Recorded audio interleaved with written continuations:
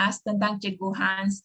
Cikgu Hans menamat pengajaran beliau dari Iowa State University of US dengan Agricultural Biosystem Engineering Honor Degree. Beliau berpengalaman mengurus ladang di Amerika seluas 2,000 ekar selama 2 tahun. Selain itu, beliau selalu menghadir seminar antarabangsa yang berkenaan dengan pertanian organik dan juga berpengalaman sebagai pekebun organik dan menyertai latihan-latihan perkebunan organik di Taiwan. Kini, Cikgu Hans aktif di perkebunan organik di Malaysia. Sudah lebih daripada 5 tahun beliau memberi bimbingan dan berkongsi maklumat perkebun organik di Malaysia.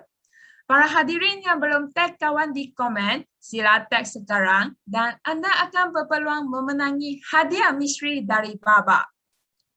Ya, dengan tidak membacakan masa para hadirin, kita mempersilakan Cikgu Hans. Mari berikan tepukan kuat di depan kamera ya, Cikgu Hans. Wah, kami jumpa lagi. Selamat malam saudara-saudari. Selamat datang ke Bengkel Pekebun Cikgu Hans.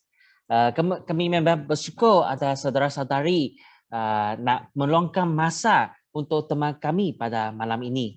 Kami memang berharap saudara-saudari sihat-sihat dan selamat-selamat dalam keadaan MCO kebelakangan ini. Untuk pengetahuan anda, Baba telah menyebarkan kepentingan penanaman organik selama 11 tahun. Kami telah mengalami banyak kesalahan dalam perjalanan ini. Dengan platform ini, kami berharap dapat berkongsi pengetahuan kami tentang penanaman organik. Sesiapa yang tanam di rumah, bolehlah guna cara organik dulu supaya ahli keluarga dapat makan dengan sihat dan selamat. Siapa yang berkebun di ladang yang besar, boleh start kurangkan baja atau racun kimia dulu, boleh start kurangkan daripada separuh dulu pun boleh. Supaya hasil tanaman yang akan dibeli oleh saudara-saudari dapat kurang sisa racunnya. Tajuk untuk hari ini adalah apa? Okey, bagaimana mengurangkan kutu afid dan daun kerinting pada tumbuhan. Okey, jadi masalah daun kerinting adalah disebabkan oleh beberapa jenis makhluk perosak. Hari ini kami fokus pada kutu afid terlebih dahulu. Pernahkah anda nampak kutu afid? Kalau tak berapa pasti, tengok ada gejala-gejala sebegini tak? Okay, contohnya ada nampak serangga seperti kutu pada daun belakang. Dan serangga ini sering berkelompok. Okay? Dan dia sering muncul pada tunas bunga, pangkal daun atau daun belakang. Dan kami kadang-kadang kami akan nampak ada benda-benda putih di tepi kutu serangga kutu ini. Kebanyakan kawan ingat itulah salah satu jenis kutu juga. Tapi sebenarnya itulah kulitnya sahaja. Setiap kali dia bertumbuh besar, setiap kali dia bertukar kulit. Dan dia juga muncul lapisan habuk atau kulat pada daun dan buah. Dan kalau kami tak pedulinya, daun akan menjadi kering. Dia punya dahan juga akan menjadi kering juga. Apakah serangga ini adalah kutu afid? Terdapat 4,600 jenis kutu afid di seluruh dunia. Ada yang warna hitam, warna kuning, warna hijau, warna merah jambu, warna oranye, banyak warna-warna pun ada. Okey. Kenapa tumbuhan anda dapat diserang oleh kutu afid dengan senang? Okey. Mungkin ada beberapa sebab tersebut. Contohnya kandungan N atau nitrogennya terlalu tinggi.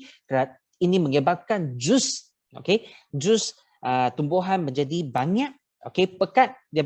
Dia memang juicy, dia ada bau jusnya dan akan menarik serangga ini. Dan kandungan kalsiumnya adalah rendah. Jadi kalau kalsium rendah, dia kulit adalah nipis. Jadi bila kutu afid nak serang tumbuhan ini, ia akan menjadi mudah dan cuaca mendung. Okey. Jadi kalau cuaca mendung, serangga ini dapat tersembunyi di tumbuhan ini dengan senang. Okey, kalau ada ketika syarat ini yang menjadikan tumbuhan anda diserang oleh kutu api dengan senang.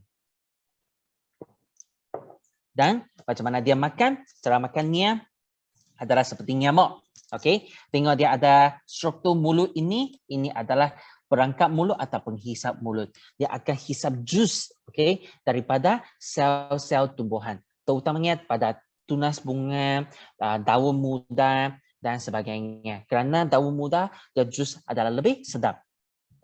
Dan bila dia makan sudah penuh, dia akan melepaskan, okey, tengok dia macam ada air bulat seperti ini, itulah kencing manisnya. Okey.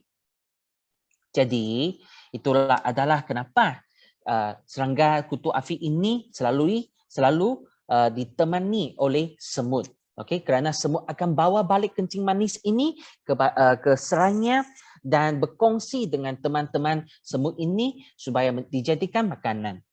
Okey, dan kerana kencing manis ini dia akan lepaskan dan titik pada daun atau buah, jadi dia kemanisannya akan menarik banyak habuk atau kulap pada daun dan buah. Jadi kenapa ada lapisan tersebut pada bahagian ini.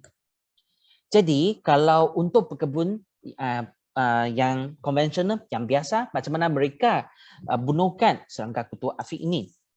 Biasanya mereka bunuh dengan racun kimia. Okey, ada beberapa jenis racun kimia di pasaran untuk membunuh kutu api.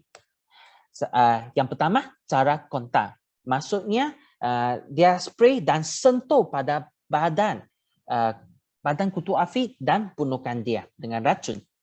Kedua, cara translaminar. Maksudnya bila saya spray pada permukaan daun, ia akan dapat dia punya kesan dan sisanya dapat merembusi sel-selnya dan pergi ke daun belakang. Jadi saya spray pada permukaan daun dan api di daun belakang akan mati juga. Kerana ada sisa racun yang dapat merembusi sel-sel tumbuhan ini. Yang ketiga, cara sistemik. Maksudnya bila saya spray racun ini atau saya taburkan racun ini, dia dapat serap racun ini daripada akar atau sel-sel tumbuhan lain supaya badan tumbuhan ini ada sisa racun. Jadi bila kutu api dia hisap jus ini, itu jus ada sisa racun dan dia akan mati. Yang paling common, racun kimia yang paling biasa digunakan di Malaysia adalah racun kimia organofosforus. Okey, dia dapat bunuhkan dengan cara kontak dan translaminar. Contoh racun kimia ini adalah Malathion dan 505. Tapi kalau kami gunakan racun ini dengan terlebih banyak, okey, ia memang akan membawa risiko negatif terhadap kesihatan kami. Contohnya, mengikut kajian, setiap kali 10 kali ganda bertambah sisa racun dalam badan ibu bapa, kanak-kanak akan bertambah 55% sehingga 72%. Lebih tinggi risiko untuk menghidapi ADHD atau hyperaktif. Jadi memang kami nampak banyak special kid, okey, banyak kanak-kanak special di sosial sekarang. Okey, jadi macam autism, macam ADHD, kemungkinan besar adalah berasal daripada sisa racun ini. Okey, dan kalau kami spray, sembuhkan racun kimia berupa sistemik, okey, yang akan menyebabkan kelenyapan lelebah. Okey, kenapa? Bila kami spray racun ini, contohnya dia punya itu debunga, dia punya bunga ada debunga kan? Debunga ada sisa racun juga. Bila lelebah ini dia bawa debunga ini bawa balik ke serangnya dan berkongsi dengan temannya, mereka akan terkena racun dan akan mati juga. Okey, jadi ini adalah kenapa itu lelebah menjadi semakin kurang kebelakangan ini. Walaupun banyak racun kimia dapat membunuh kutu api dengan berkesan, tapi memang masalah kutu api adalah memang masalah yang sakit kepala untuk pekebun. Kenapa? Kerana kutu api dia dapat membawa virus. Okey, bukan contoh tapi virus seperti virus, okay, COVID-19 virus macam virus jugalah, okay. Jadi dia akan bila dia hisap jus daripada tumbuhan yang sudah ada virus, okay, dia terbang ke tumbuhan lain dan hisap jus yang tumbuhannya sihat, tapi pada masa itu virus sudah merebak ke tumbuhan yang sihat. Okay, jadi itulah cara-cara virus ini merebak ke tumbuhan lain melalui kutu afi. Jadi contohnya papaya. Tengok, kalau kami tanam papaya, daun akan menjadi kerinting dan ada corak-corak kuning pada daun seperti ini. Okay, kalau tumbuh buahnya ada corak-corak lingkaran tersebut pada buah. Tengok, macam roda. Okay, inilah papaya ring spot virus yang direbak melalui kutu afi. Dan untuk kacang panjang, tengok dia punya daun baru juga ada virus juga, penyakit virus juga. Terutamanya pada tempoh perbuahan. Jadi, untuk pekebun, virus adalah macam kanser untuk tumbuhan ini. Dan memang kalau dia tak sihat, dia dapat mati dengan cepat dan dapat hasil dengan lama. Jadi pada masa ini kalau tumbuhan ini dia sudah dapat virus, dia memang perlu bergantung pada daya pertahanan tumbuhan sendiri. Okey, jadi apa yang kami boleh lakukan untuk mengelakkan virus ini? Kami perlu control kutu afi dengan berkesan. Jadi kutu afi dia dapat diatasi dengan cara organik tak? Sekarang boleh, tapi memang dulu, okey, 10 tahun dulu memang dia susah. Ini juga menjadi salah satu masalah bila petani nak bertukar menjadi penanaman organik. Okey, kenapa susah? Okey, kami tengok. Tadi kami cakap ada satu tube, okey, dia akan melepaskan kencing manis selepas makan kan? Tapi tengok ada 2 tube lagi di tepi sini. Okey, apa kegunaan 2 tube ini? Okey, itu kedua-dua tube ini membolehkan kutu afi melepaskan isyarat bahaya. Okey, tadi kami cakap, okey, itu tube yang terbelakang ini yang melepaskan kencing manis, tapi yang di tepi sini ia dapat melepaskan bau isyarat bahaya. Jadi kalau ada spray itu racun kimia atau ada itu burung mari ke sini atau ada apa-apa pemusuh semula jadi, okey, jadi dia akan melepaskan bau, okey, untuk memberi amaran kepada temannya untuk melarikan diri. Yang kedua, kutu afi dapat membiak dengan cepat. Okey, tengok dia boleh membiak secara bertelur atau membiak secara tak bertelur. Okey, contohnya, okey, pada tempat yang bermusim, okey, serangga dewasa ini dia terdapat hidup, okey, dalam keadaan musim sejuk, tapi telurnya dapat tahan sejuk. Jadi untuk mengatasi halangan musim sejuk, mereka membiak secara bertelur. Tapi okey, sekali setahun mereka membiak sekali setahun. Tengok, ini adalah jantan yang ada sayap. Okey, tak ada sayapnya iaitu betina. Okey, yang kedua, cara yang kedua untuk membiak, okey, iaitu tak bertelur. Okey, untuk cuaca Malaysia yang memang sangat sesuai, sangat baik, tak ada musim sejuk, okey, mereka boleh membiak secara klon. Okey, apa maksudnya klon? Okey, contohnya kalau kami namakan dewasa ini Max City, okey, hari esok dia boleh lahirkan Siti kecil lagi, banyak Siti kecil. Okey, setiap hari dia dapat melahirkan 10 Siti kecil. Okey, semua ada rupa yang sama, sikap yang sama dan juga ingatan yang sama juga. Tengok, kalau hari ini dia boleh lahirkan 10 Siti kecil, okey, hari esok lagi dia lagi lahirkan 10 Siti kecil ini. Jadi dia memang boleh lahirkan dengan cepat. Okey. Dan ini memang saya pergi buat lab, okey, saya buat itu dissection, okey. Okey, dan tengok dia punya perut, inilah anak-anaknya dalam perutnya. Kalau kami tak pedulikan serangga ini, ada berapa kutu afi selepas seminggu. Okey, kami buat matematik seperti ini. Okey, kalau hari ini 1 kutu afi, hari esok 10 kutu afi, hari esok lagi 100 kutu afi. Jadi kami kali ganda 10 untuk 7 kali.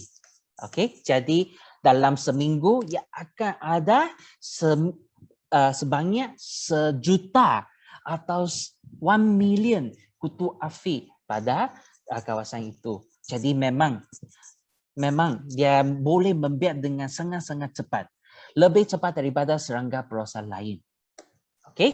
Okey, setakat ini kami boleh buat ringkasan untuk sesi ini dulu. Okey, gejala serangan kutu afi. Okey, ada muncul kutu pada daun belakang, pangkal daun atau tunas bunga, ada kulit putih, daun menjadi kerinting atau kering. Okey, ada lapisan habuk atau gula pada daun dan buah, ada kesan serangan virus dan juga sering ditemani oleh semut. Okey, cabaran mengatasi serangan kutu afi adalah sebegini. Dia dapat membiak dengan cepat. 1 hari boleh membiak 10 klon dan ia dapat melepaskan isyarat bahaya kepada teman. Jadi kalau boleh kami kurangkan penyebaran racun kimia untuk melindungi diri, keluarga dan binatang-binatang yang berfaedah. Okey, kami balik ke sini. Ada apa cara organik boleh digunakan untuk bunuhkan kutu Afrika? Kalau tak tanam banyak, okey, untuk kawasan yang kecil,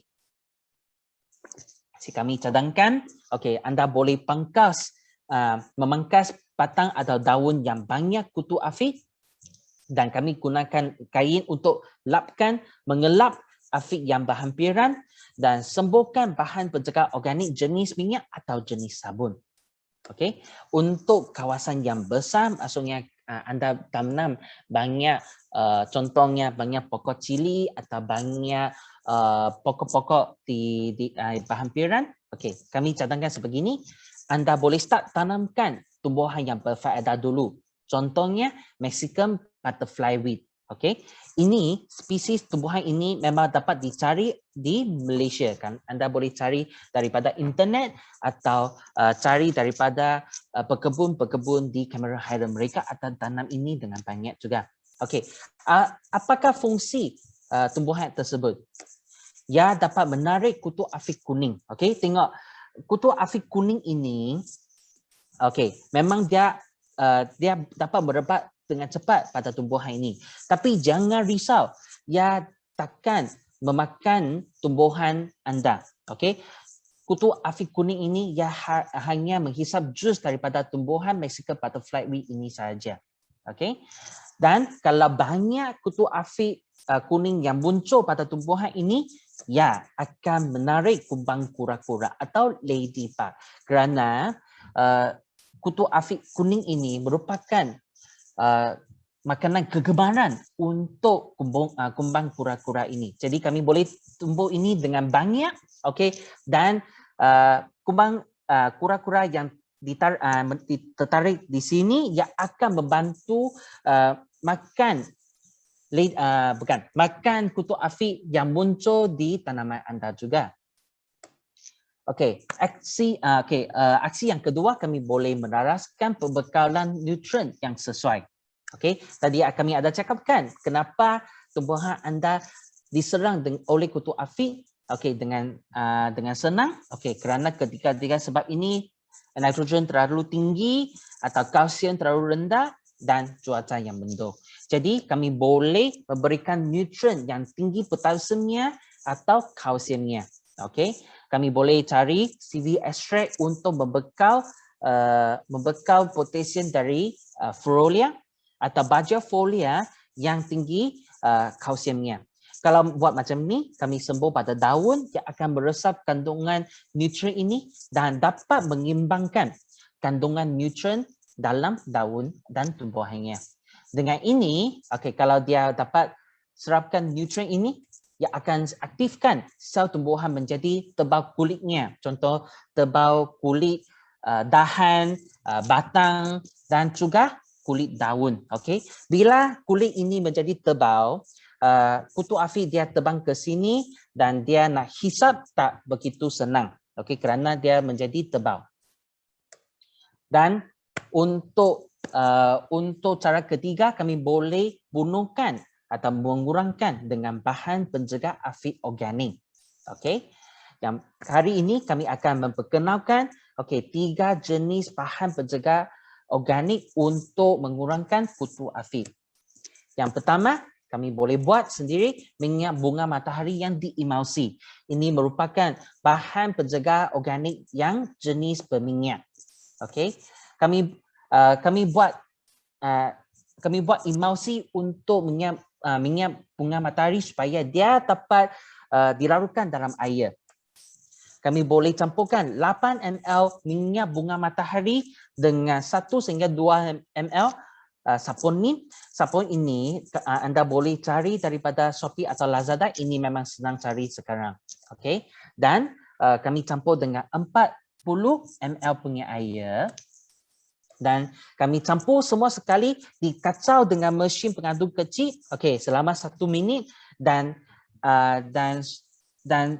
campuran ini akan menjadi warna putih. Okey. Jadi selepas itu kami boleh campur dengan air lagi sebanyak 5 sehingga 10 liter. Kami selepas kami larutkan bahan minyak ini, kami sembur pada kutu api dan dia akan membunuhkan kutu api melalui kesesakan nafas. Okey, kedua, kami boleh gunakan metahizine anisofilin dan diatomaceous earth. Kedua-dua bahan ini juga dapat dicari dari internet juga. Okey, jadi memang anda boleh cari dan kami perlu mengikut instruksi pada label untuk guna dengan betul dan spray pada tumbuhan dan kutu api juga. Untuk metahizine anisofilin, okey, ini merupakan kulat yang berfaedah. Dia dapat menjangkiti kutu api, okey, dan dia makan dia punya sel, okey, makan dia punya daging dan menjadikan dia mati, okey. Ini merupakan pemusuh untuk kutu api. Tapi ada beberapa kelemahan bila gunakan bahan ini. Kami perlu carikan spesies yang berkesan terhadap kutu api kerana metahizine kulat berfaedah ini dia boleh bunuhkan dengan banyak jenis tapi dia punya kekuatan tak sama. Okey, jadi kami perlu tanya berbekal. Okey, memang spesies ini dia boleh kesan terhadap kutu api dengan okey ke? Okey, kalau okey kami gunakan spesies ini. Okey, dan bila kami beli, okey, kami perlu rendam kulat ini dalam air selama setengah sehingga 2 jam sebelum guna supaya aktifkan kulat berfaedah ini. Dan bila kami spray, kami perlu elakkan sembur pada masa cahaya matahari yang kuat kerana UV light terutamanya pada waktu tengah hari itu UV light memang sangat kuat. Okey, ia akan membunuh metahizine kulat yang berfaedah ini. Jadi bila kami guna, kami perlu elakkan kelemahan ini. Untuk diatomaceous earth, ini merupakan bahan batu karang yang sudah menjadi tua, menjadi putih. Okey, mereka ambil batu karang ini dan menjadikan dia menjadi sebuk. Okey, dan sebuk ini mengandungi struktur kaca kecil. Okey, bila dia sembur pada daun, okey, kaca kecil ini akan melukakan badan kutu api. Okey, tapi ada kelemahannya. Ia hanya melukakan dia. Dan dia tidak dapat menghalang kutu api yang membiak dengan cepat. Okey, untuk kami memang nak berinovasi supaya kami dapat membantu saudara-saudari untuk membunuhkan kutu api dengan lebih berkesan tinggi. Okey, supaya anda tidak dapat melalui pengalaman ada masalah yang memang sakit kepala bila kutu api ini membiak dengan sangat cepat. Okey. Contohnya bahan ini dia diperbuat daripada ekstrak tumbuhan. Okey, iaitu Fibroideae plant alkaloid. Sebelum dia sembuh, okey, tengok api ini seperti ini dan selepas sembuh dia badannya menjadi hitam, okey, dan badannya menjadi lumpuh dan tidak dapat bergerak. Kenapa dia dapat berkesan begitu? Okey, cara kerjanya ia dapat menjejaskan sistem saraf kutu afi. Okey. Dan bila dia jejaskan sistem saraf, okey, ia akan mengakibatkan kesesakan nafas dan kelumpuhan pergerakan juga. Jadi dia bergerakan, contohnya dia tak boleh gerak sana gerak sini dan dia tak boleh gerakkan perangkap mulutnya juga. Okey. Kalau untuk cara guna, okey, kami boleh sembuhkan bahan ini pada badan serangga dan seminggu sekali. Okey, dengan ini kami juga boleh melindungi serangga yang berfaedah juga. Contohnya kumbang kura-kura yang disebut tadi. Okey, jadi bahan ini memang atau cara-cara yang disebut tadi ya tidak akan membunuh kumbang kura-kura juga. Jadi dengan cara-cara organik ini kami boleh membina sistem ekosistem yang baik dan kumbang kura-kura ini akan menolong anda buat kerja di kebun anda dan anda akan nampak semakin sembuh semakin kurang anda perlu sembuh lagi kerana kumbang kura-kura sudah membiak di kawasan anda. Okey, kesimpulannya cara-cara untuk menyelesaikan kutu afi secara organik kami boleh menanam tumbuhan berfaedah. Contohnya Mexican butterfly weed. Okey, kami boleh buat minyak bunga matahari yang diemulsi. Okey, dan kami boleh beli metahizam anisophyllae dan diatomaceous earth kami campur sekali dan spray pada kutu afi. Okey, dan ekstrak tumbuhan yang berkesan tinggi. Okey, setakat inilah sharing session ini. Okey, sekarang saya pass kepada Jess. Terima kasih kepada Cikgu Hans. Jadi para hadirin, kalau anda ada sebarang pertanyaan tentang tajuk malam ini, sekarang boleh tuliskan soalan anda di bahagian komen. Dan sebelum saya bacakan soalan, adakah semua kawan-kawan di Facebook sudah tag kawan-kawan anda di komen? Tag 5 kawan dan anda akan berpeluang memenangi mystery gift dari Baba. Okey, Cikgu Hans, sebab untuk kutu aphid, biasa malam ini I baru tahu lah kutu aphid ada begitu banyak warna-warni lah. Biasa I pernah nampak warna hijau saja. Adakah warna hijau ini paling popular di Malaysia ataupun ia adalah tertakluk kepada tanaman yang tertentu saja? Oh tak, jadi memang warna hijau memang sangat biasa ditemui di Malaysia, okey. Tapi dia tak, tapi memang kalau tumbuhan ini dia mungkin akan diserang oleh kutu afi yang warna hijau, warna merah juga ada, warna merah jambu pun ada. Jadi memang beberapa apa-apa jenis pun ada, okey. Tapi warna hijau memang sangat common di Malaysia. Jadi daun yang diserang oleh virus macam tadi gambar Cikgu Hans yang tunjukkan itu pokok betik. Kalau dia itu sudah diserang, dia masih boleh disembuhkan lagi. Oh, boleh. Okey, jadi apa? Masih boleh recover tak? Okey, boleh. Jadi memang contohnya untuk pesakit yang sudah kena virus, okey, memang ada 50% okey chance untuk recover lagi. Okey, jadi memang dia digantung pada daya pertahanan. Apa yang kami boleh buat untuk meningkatkan daya pertahanan tumbuhan setakat ini? Okey, yang pertama, okey, kami perlu membunuh kutu afi yang terus membawa virus ke pokok betik ini. Okey, ini pertama yang buat. Kedua, okey, kami boleh sembuhkan bahan-bahan yang boleh meningkatkan daya pertahanan pokok betik ini supaya dia boleh membunuh virus dari dalaman. Contohnya ada amino asid, kami boleh campur dengan cuka kayu. Okey, campur dengan, kalau ada dapat cari virus preventer, okey, dan sembuh pada tumbuhan supaya dia boleh membina daya pertahanan. Okey, itu yang apa yang kami boleh buat. Oh, jadi ini untuk menambahkan pertahanan pokok Ya, itu. daya pertahanan. Jadi kalau dia sudah macam diserang teruk, kita boleh trim, perlu potongkan dulu lah. Ataupun dia masih boleh sembuh. Perlu kami perlu pangkaskan daun-daun yang sangat teruk. Okey, barulah kami spray. Sebab memang untuk virus ini tak ada vaksin untuk mereka lah. Okey, jadi memang tergantung pada daya pertahanan mereka sahaja. Oh, okey. Jadi kalau dia untuk pokok cili, kalau dia sudah jadi kerinting, bagaimana boleh menyembuhkannya? Okey.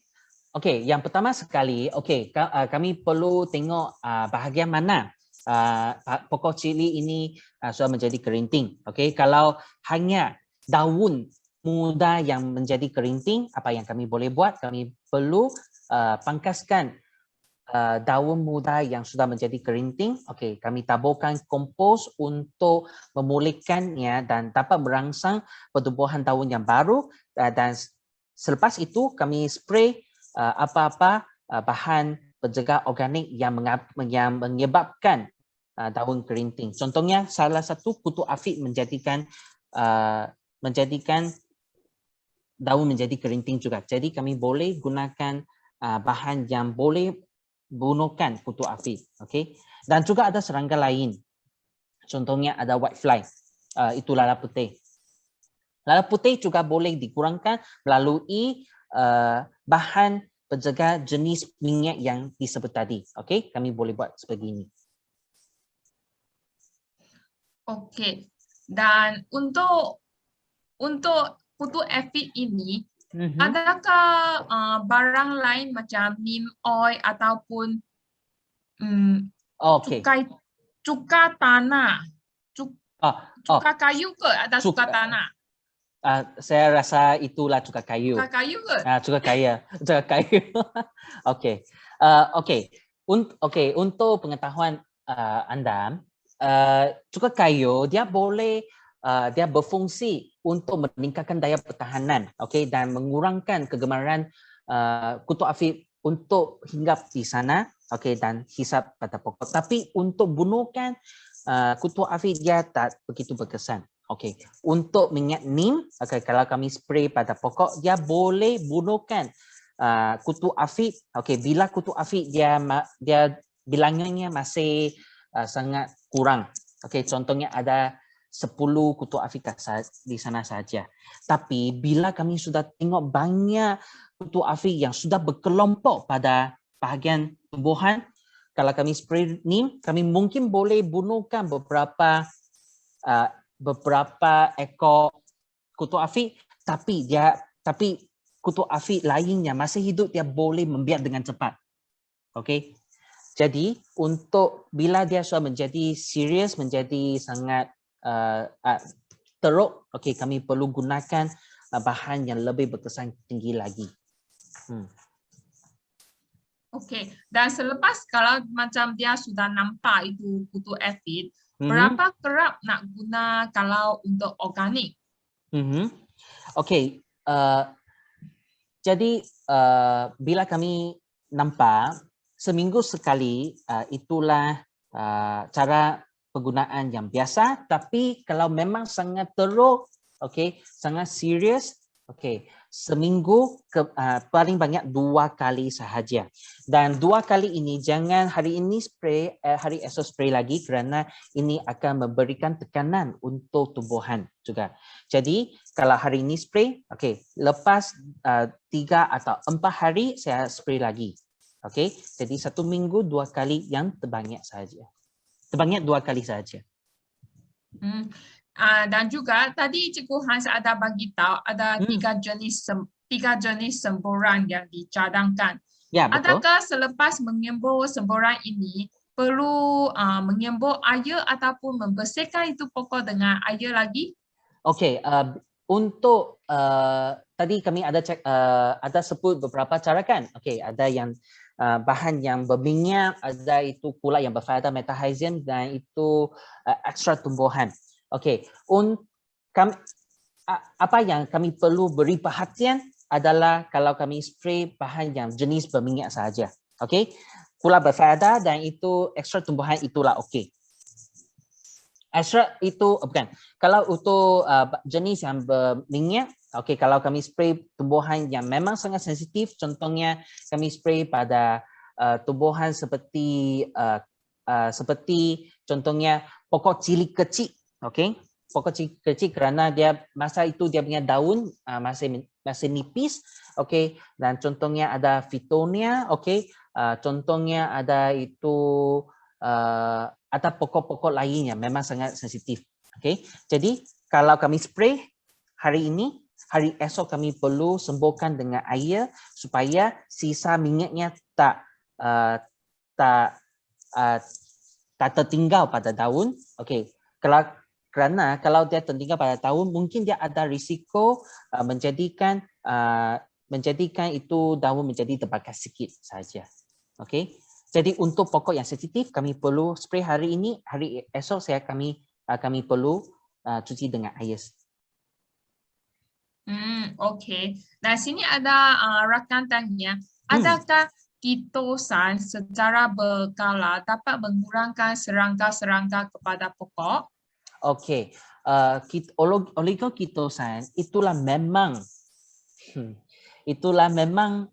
tengok apa saya cakap. Okey, kitosan dia tak berkesan secara langsung untuk mengurangkan kutu api kerana dia kalau kami sembuhkan kitosan dia proses seperti ini. Okey, kalau kami spray kitosan dia akan membekal chitin, okey, untuk tumbuhan terlebih dahulu.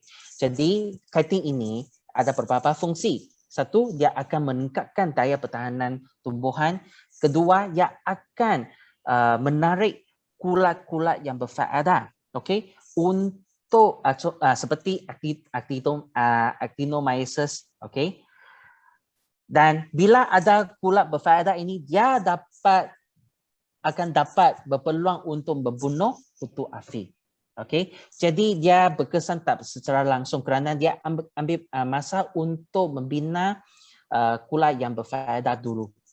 Itulah ambil masa sikit. Jadi kalau saudara-saudari ada guna kitosan, memang boleh guna dari awal. Okey, untuk membina kulat berfaedah ini. Okey, dan soalan yang terakhir adalah ada cara tadi Cikgu Hans ada bagi tahu boleh menguatkan itu pokok untuk elakkan itu virus-virus kan? Ya, betul. Dan adakah spesifik cara untuk elakkan terjadi kutu aphid tak? Untuk elakkan terjadi kutu Afrika. Apa maksudnya? Maksudnya boleh elakkan kutu aphid tak? Atau memang hanya boleh guna bunuh ataupun kena mengesan itu mengesan dengan awal sahaja. Okey, jadi saya rasa saudara atau saudari ini dia cakap dengan betul macam mana kami boleh mencegah dari awal. Okey, kerana pencegahan awal lebih baik daripada mengubatikan. Okey, jadi untuk tumbuhan-tumbuhan yang anda tahu yang memang ada risiko tinggi terkena kutu aphid, contohnya pokok cili, pokok betik, okey, terung, okey, semua jenis pokok ini memang akan diserang oleh kutu aphid dengan senang. Jadi bila kami tahu, okey, kami boleh sembuhkan dari awal. Okey, contohnya tadi kami ada cakap minyak neem, okey, juga boleh bahan minyak bunga matahari yang diemulsi kami juga boleh guna, dan ekstrak tumbuhan kami juga boleh guna. Kami spray pada awal tapi tak perlu begitu kerap. Okey, contohnya satu kali setiap 2 minggu, okey, supaya kami boleh mencegah kutu aphid daripada membiak di sana sahaja. Okey, itu kami boleh buat. Kalau tanam pokok dalam netting environment, itu aphid masih boleh serang pokok tak? Oh, itu lebih baik. Okey, kerana Kerana kalau ada netting environment, dia memang dapat mengurangkan banyak jenis serangga perosa.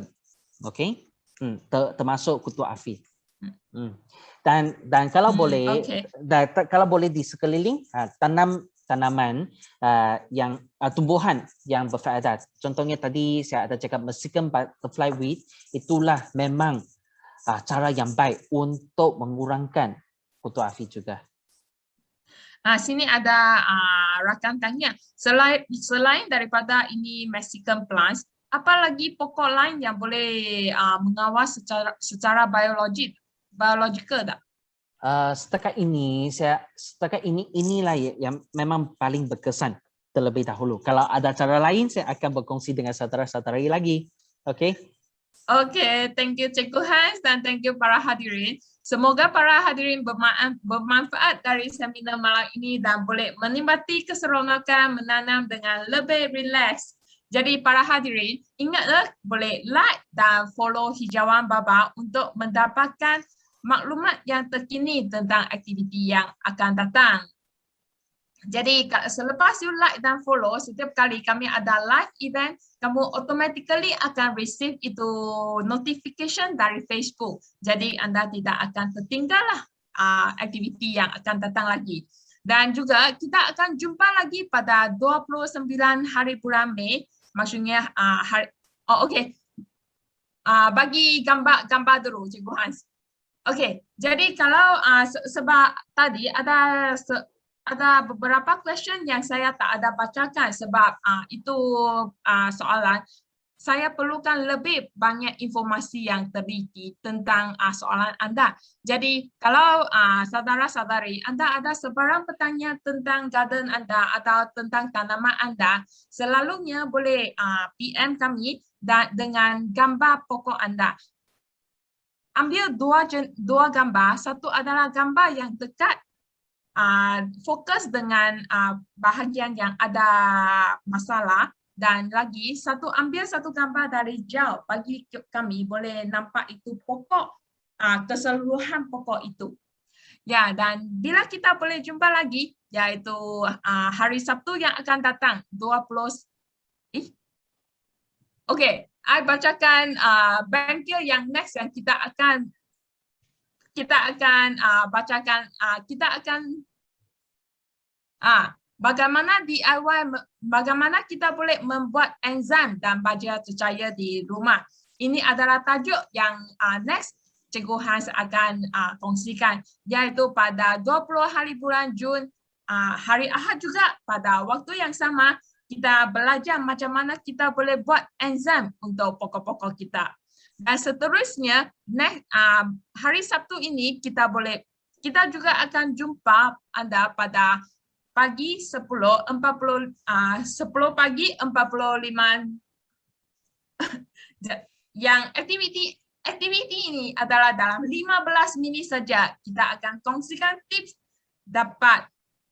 yang dapat jadikan tanaman anda lebih cantik. Dan anda juga berpeluang untuk memenangi hadiah percuma juga. Jadi ini adalah untuk malam ini. Terima kasih kepada para hadirin pada malam ini dan kita jumpa lagi pada hari Sabtu pagi ini. Bye. Bye-bye.